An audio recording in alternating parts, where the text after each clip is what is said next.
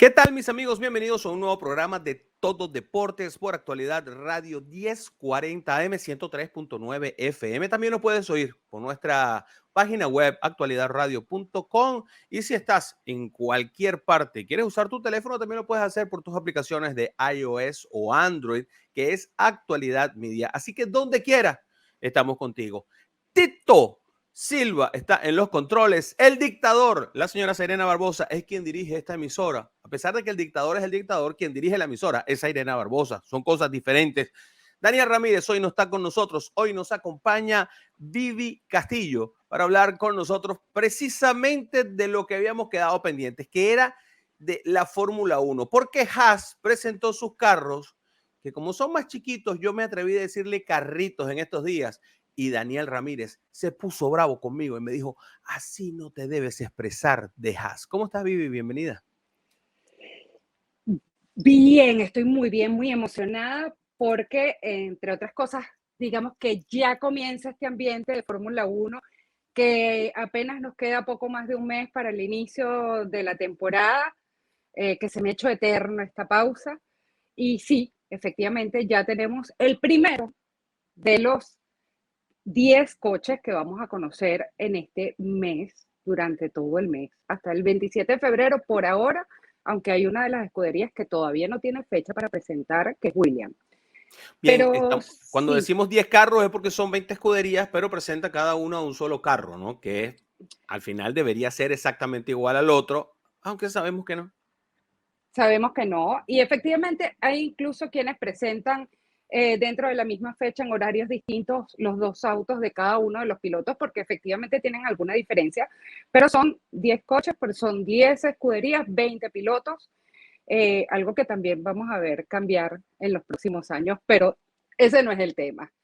Haas presentó su coche, un coche que de diseño efectivamente es maravilloso y que por ahora cumple con todos los requerimientos que la F1 ha dado para este año, con estos cambios de regla. Por supuesto, en los límites de presupuesto poco podemos hablar ahorita porque todavía nos queda toda la temporada a ver cómo se maneja cada una de las escuderías con esos límites de presupuesto, pero ya tenemos el primero. Mercedes ha sacado alguna que otra imagen oscura Lo sacaron de su blur y Fórmula oscuro. 1, Sí. pero hoy salió una nueva maqueta de A lo que ver, pero podría estos ser el carros no hay que se Mercedes. parecen, no hay que todos tenían que ser el mismo carro, no hay que íbamos a igualar las cosas. ¿En qué andamos? ¿Qué podemos sacar? Porque, a ver, cuando a mí me dijeron, no, cuando salga el Haas, ese es el carro de Fórmula 1 que vamos a ver este año. Eso es verdad, porque quien me lo dijo tampoco es ningún perito en la materia. Cuéntame un poquito de eso. Físicamente sí. Físicamente, en general, si tú ves uno de los carros de Fórmula 1, así, pero lo ves someramente, efectivamente todos van a ser, si no exactamente iguales, muy parecidos. Los mismos alerones, tanto traseros como delanteros, los mismos cambios de neumático. El neumático ahora es más ancho desde todo punto de vista, tanto del ancho desde el rin hasta el final del neumático, como en el ancho del propio neumático va a ser más grueso. De La hecho, el cantidad de monoplaza es pulgadas que más están puestas en ancho. la cantidad de pulgadas que están puestas en el asfalto es mayor. Es poco mayor. Ok, La ahora, cantidad lo que sí de yo entiendo caucho, es el que, grosor del caucho ajá, que iba a es ser más mucho pequeño. mayor. Pero si me No, no, dijeron que no iba a ser es. más pequeño porque ahora que iban a ser, es más, Haas dijo que eran, ¿cómo se llama? Low profile. Porque la banda va a ser esa banda que implica el cambio de neumáticos o la duración del neumático va a ser más pequeña. Es cuando tú ves, de hecho, lo puedes ver en el Haas. No sé si tienes alguna imagen del Haas. Yo, si abro, te puedo incluso pasar una para que la puedas ver. Pero si tú ves el tamaño del ring, es mucho más pequeño porque el caucho ocupa mucho más espacio y además es mucho más pesado, con lo cual también implica un desafío para las escuderías con respecto a sus propios equipos, porque ahora tienen que los equipos que hacen del pit stop, que hacen el cambio de neumáticos, tienen que acostumbrarse a pesos muchísimo mayores. Estos neumáticos se han ido probando en Barcelona, se han ido probando en distintos sitios con monoplazas diferentes, hay que decirlo que por reglamento debe ser así, diferentes a los que se van a usar en 2022 y tienen que hacer muchos cambios cada una de las escuderías, no solamente en lo que tiene que ver con sus pilotos y cómo van a manejar estos coches, sino también, por supuesto, con lo que tiene que ver con Para el, quienes nos están el viendo en este momento, ahí está el Haas. Para quienes nos ahí pueden está, ver, exacto. lamentablemente los que están en radio no pueden vernos, pero bueno, pero sí, ahí está el Haas. Si tú te das cuenta, ese ring es el centro, después viene una parte como es, que forma parte del neumático como tal, y luego esa banda que es la que va a durar mucho menor tiempo, Va a durar porque menos es más tiempo, eso del... quiere decir que vamos a ver más cambios de caucho. Es posible que sí, hay que ver qué es lo que presenta Pirelli, porque está presentando nuevas soluciones Pirelli. Hay que decir que el auto como tal es mucho más atractivo a la vista. Ahora va a traer algunos inconvenientes de los que ya han hablado tanto las escuderías como algunos pilotos con respecto a ciertas pistas, por ejemplo, las pistas urbanas. Siendo un auto mucho más pesado, va así a tener mayor agarre. Por supuesto, el efecto suelo va a ser mayor y van a poder tomar más velocidad, pero hay que decir, en pistas como Mónaco, en pistas como Bakú, en el nuevo circuito de Miami, hay que ver cómo se comporta un vehículo que es tan ancho en pistas pequeñas y angostas, porque efectivamente la van a tener compleja. Yo me De hecho, imaginé cuando dijeron que querían hacer todo esto más excitante, y aquí es donde yo pierdo toda la lógica posible, lo que yo hubiese hecho es hacer unos carros un poco menos anchos para hacerlos más rápidos por una parte, pero por la otra también que ocuparan menos espacio de la pista para poder ver pases, porque lo que vimos el año pasado es que tuvimos una temporada sumamente excitante basada en Pirelli, porque no fue basada ni en los carros ni en los pilotos. Se basó en Pirelli. ¿A qué hora tengo que cambiar el caucho? ¿Cuándo lo cambio? ¿Cuántas veces lo cambio? Ay, me equivoqué cambiándolo. Lo puse en el momento que no era. Me pasaron por esto. Pero ¿cuántas pasadas vimos? Y ahí es donde yo tengo mi rin pelado, hablando de carro, mi rin pelado con la Fórmula 1, porque la Fórmula 1, a diferencia, por ejemplo, de otras categorías como NASCAR, ¿verdad? Son menos excitantes a nivel de lo que vemos en la pantalla, del esfuerzo que hacen los pilotos para nosotros desde el punto de vista espectáculo. ¿Cómo lo ves tú desde ese punto de vista? totalmente diferente a ti. Ujú. Bueno, y es que para Porque eso estamos. te cuento una cosa. En primer lugar, el año pasado fue un año atípico con respecto a lo que venía sucediendo los años anteriores con respecto a los rebases. Vimos muchos rebases en pista. Por supuesto, también vimos mucha estrategia en el cambio de neumáticos y sí, efectivamente vimos momentos en que ese cambio de neumáticos que no se hizo a tiempo o que se hizo muy pronto, resultó en un rebase en pista y por eso le dio cierta emoción. Yo siento que fue todo lo contrario.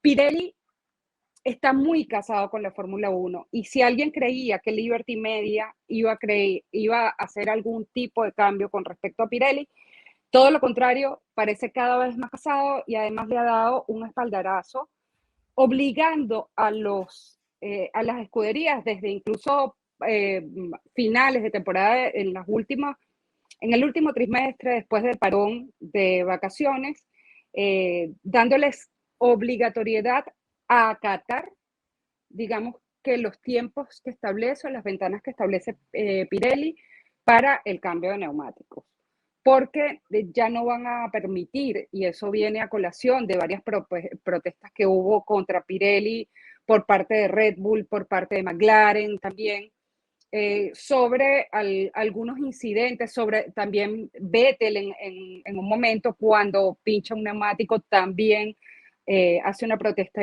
airada contra Pirelli, pero es todo lo contrario, el resultado de esas protestas fue todo lo contrario al que los pilotos y las escuderías esperaban, fue un espaldarazo a Pirelli, tú no cumples estas ventanas, No, si hay algo Eso es que nos, problema que nos ha tuyo. enseñado la Fórmula Uno es que la Fórmula Uno hace todo lo contrario a lo que el sentido común nos indica. Me lo Esa, dice o me lo pregunta. sí, esa es una. Sobre todo la última carrera fue un problema de magnitudes bíblicas. Pero volvamos al punto. El carro. ¿Qué condiciones tiene este carro y en qué nos vamos a, o sea, yo voy a ver a Haas coger puntos? Haas ahora tiene chance de ser primero en algo que no sea presentar el carro en esta temporada, por ejemplo. No, no, puede mejorar, puede incluso escalar algunos puestos dentro de la parrilla, pero no nos podemos desligar de lo que viene sucediendo y del desarrollo de los vehículos y del presupuesto previo. Implica que se van a ir equiparando, es muy probable, pero no va a ser en 2022. En 2022 vamos a ver más o menos lo mismo que vimos en 2021, dos escuderías muy, muy potentes que van a ser Red Bull y Mercedes, otras dos o tres escuderías que van a poder pelear algunos puestos e incluso uno no sabe en el desarrollo de McLaren o de Ferrari qué tanto se pueden acercar tanto a Red Bull o a Mercedes, pero el resto de la parrilla va a seguir teniendo problemas. Alpine, que ha dedicado parte de su presupuesto 2021 al desarrollo del auto 2022, también podemos verlo de repente, y eso lo vamos a saber, por supuesto, cuando inicie la temporada, con una evolución. Si nos llevamos por las palabras de su personal y de sus pilotos, efectivamente, tienen un coche espectacular.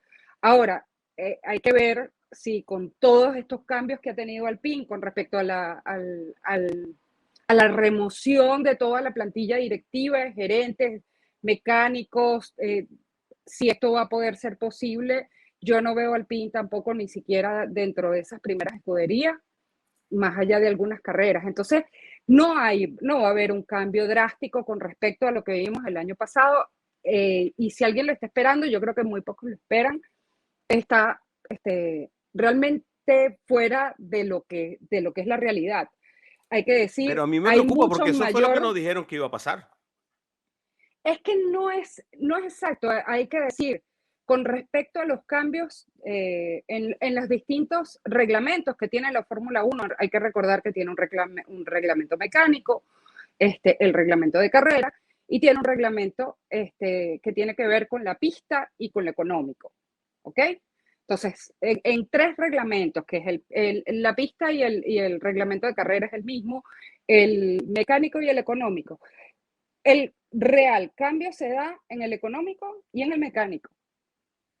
No se da un cambio de reglamento, no es que no se da, pero cualquiera que conoce o que conocía el reglamento de 2021 o 2020 puede verificar que lo único que cambió fue la redacción y que más o menos las cosas quedan igual a la buena de Dios en la mayoría de los casos o a la interpretación del comisario de carrera que esperamos y estamos prácticamente seguros de que este año no va a ser Michael Masi, porque es de alguna manera la única condición que ha puesto Mercedes y algunas otras escuderías para continuar en la Fórmula 1 algunos Eso, pilotos. eso incluye a Lewis Hamilton, el campeón, recordman, etcétera, etcétera, que se molestó muchísimo con todo lo que pasó con Masi, porque no fue nada más la última carrera. La verdad, la temporada pasada fue un auténtico desastre.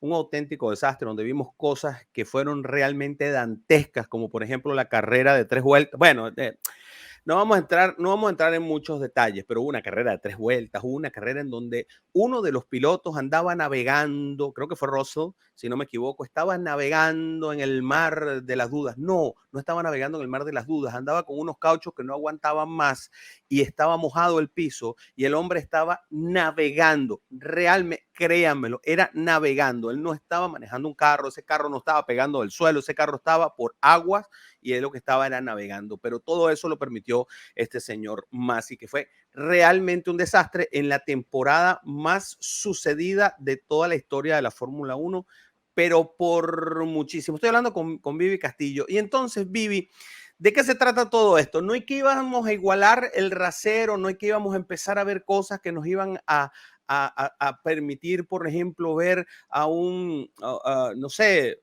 a un Renault ganando una o dos carreras, o ver a McLaren por fin desarrollarse hasta el punto de volver a ser competitivo. ¿Eso no era lo que nos vendieron? Es que eso se va a dar poco a poco, pero no podemos quitar la ¿Por qué historia, no poco a podemos poco? quitar, porque los ingenieros que tiene Mercedes con los presupuestos anteriores, el desarrollo previo que tiene Mercedes o que tiene Red Bull, no lo tienen los anteriores y tienen que empezar a trabajar sobre eso. Por Pero no íbamos a supuesto que como la a partir de restricción, cero, que todo el mundo iba a no, tener la misma tecnología o cosas no, no, no, similares, no, no, no, no, no, no. O sea, la por, misma tecnología, por lo menos eh, disponible. es que la misma tecnología no existe, existen las cosas en las que tienen que ser exactamente iguales todos los vehículos, pero hay muchísimas cosas en las que no tienen que ser exactamente iguales y que tienen mejor desarrolladores, Mercedes, McLaren, o sea, los que tienen mayores presupuestos de antes. Las personas que tenían muchísimo más dinero, o sea, perdón, las escuderías que tenían muchísimo más dinero, que era Mercedes, Ferrari, McLaren y Red Bull. El resto de las escuderías no cuenta con los mismos presupuestos que estas cuatro. Y por supuesto, McLaren de última, porque había visto mermado su presupuesto por la debacle que fue McLaren Honda, es decir, ese matrimonio con Honda que, así como le funcionó muchísimo Red Bull, a McLaren fue su gran debacle y fue su desastre. Entonces, tú no puedes obviar la historia para lo que se viene. No son para las mismas escuderías, no es lo mismo. Para Haas, 400 millones de dólares que lo que es para Mercedes. No lo es. Porque no tiene el mismo equipo O sea, que vamos a dejar previo, a Haas siempre ser el último.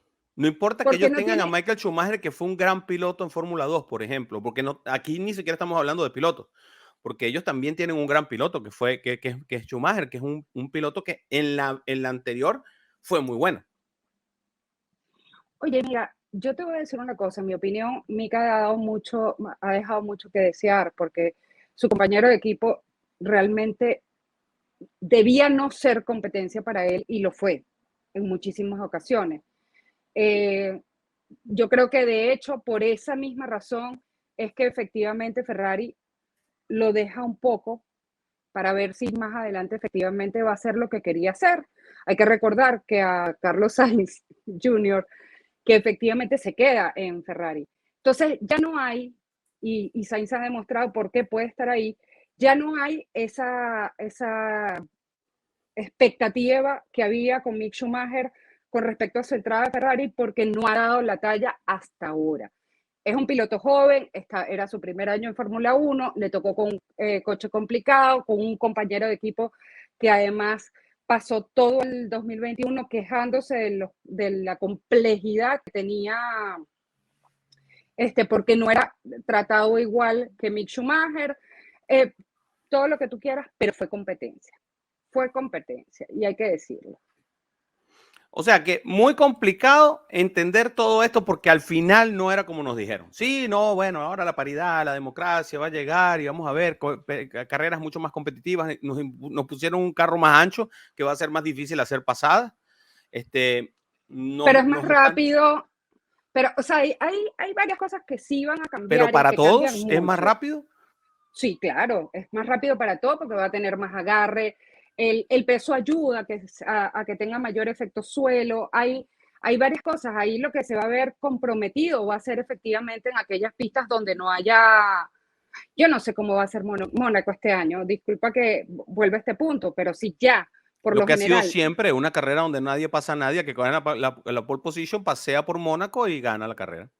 claro, pero ahora va a ser un tren sin espacio de lado y lado, por lo menos. O sea, antes por lo menos veíamos un poco de espacio, con este coche tan ancho es complejo. Sí, realmente no mejora nada el enfermo. De todas formas, vamos a ver qué pasa con los otros carros, a ver si de verdad se parecen un poquito y podemos ver a Haas ganar alguna carrera en nuestra vida o por lo menos coger puntos, porque sería muy interesante ver a hijo de papá, a los dos hijos de papá, ganar algo al hijo de papá que lo ganó todo y al hijo de papá que también lo ganó todo, pero en billete, que es un Mazepin, el ruso. Así que nosotros vamos a continuar con este programa, mis queridos amigos. Tenemos a Bruno Gómez que nos va a hablar acerca de lo que ha sucedido con Ernesto Pekerman. Ernesto Pekerman llegó a Venezuela y hay, digamos que agridulces resultados con respecto a Ernesto Pekerman. Hola, ¿cómo estás, Bruno? Cuéntanos, ¿qué nos dices? Hola, ¿qué tal? Qué gusto saludarlos y compartir con todos ustedes. Emocionado porque vamos a hablar de la selección venezolana de fútbol, la Vinotinto, que en el cierre del proceso de eliminatoria hacia Qatar, ya eliminado, arrancó su proceso. Sí, no estoy exagerando, arrancó el proceso de José Néstor Pekerman, un histórico entrenador argentino que llevó a su selección, a la selección de su país, a ganar campeonatos mundiales juveniles, a un mundial también lo clasificó. Luego manejó la selección colombiana de fútbol de muy buena manera, estaba sin empleo y Venezuela aprovechó y tomó a José Néstor Pekerman. 2 partidos ya dirigió Pekerman, con resultados, uno bueno, uno malo. Arrancamos por lo bueno. En Barinas jugaron ante la selección boliviana y ganaron de una manera muy contundente, 4-1. ¿Cuál fue el resultado negativo? Que luego viajaron a Montevideo y ese mismo resultado se dio 4-1, pero esta vez en contra, es decir, a favor de la selección uruguaya, que por cierto se mete en la pelea nuevamente para clasificar a Qatar. ¿Qué nos deja estos primeros 180 minutos de la eliminatoria con Pekerman manejando el volante de la selección venezolana? Bueno, repitió el 11 titular en cada una de las presentaciones. Esto para mí es muy importante porque te empieza a marcar la confianza en algunos jugadores. Por ejemplo, Fariñez en el arco. Con técnicos anteriores hubo allí una alternancia con Fariñez, con Romo y algún otro. Y creo que al ver a Fariñez en los 2 partidos de manera titular, empezamos a entender que este es el que le gusta a Pekerman, salvo alguna consideración, alguna lesión o algo que ocurra en el camino. Los laterales, Óscar González por la izquierda, la presencia de Ronald Hernández por la derecha se ratificó. Ya lo venían haciendo en partidos anteriores y ahora con Pekerman también. Y aquí hay una novedad en el fondo. Yo pensé que Osorio y Ferraresi iban a ser los centrales y no. La presencia de John Chancellor, el del Brescia en el fútbol italiano, en la segunda división, y de Nahuel Ferraresi, en ambos encuentros nos pone a pensar que busca altura, porque ambos son jugadores centrales de mucha altura. Pensábamos que a lo mejor Tomás Rincón iba a perder espacio, pues no. Capitán, jugó los 2 partidos Tomás Rincón, la presencia de el Brujo Martínez, la confianza que se le está generando nuevamente a Soteldo luego de unos actos de indisciplina. Esto es muy importante porque el técnico sabe que no puede perder talento a pesar de conocer estas circunstancias que van más allá de lo que ocurre en el terreno de juego. Bueno, confianza a Jefferson Soteldo ahora en los Tigres de México, que puede ser importante de cara al futuro. La edad y el talento de Soteldo es para pensar que puede manejar el medio sector, la parte ofensiva de la Vinotinto.